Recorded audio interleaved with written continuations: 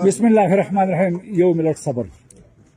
نیازګل تللی و ازبکستان ته، څه مریضان یې وړي وو.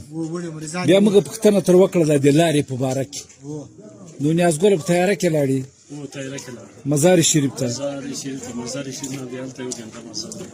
ښه، ازبکستان ته ویزې میزې چې شته ضرورت و.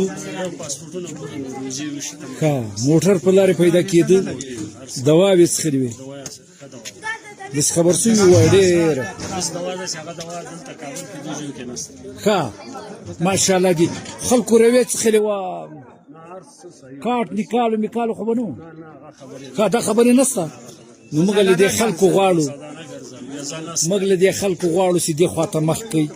پیسې او د زرو افغانو نه څومره جوړېدې؟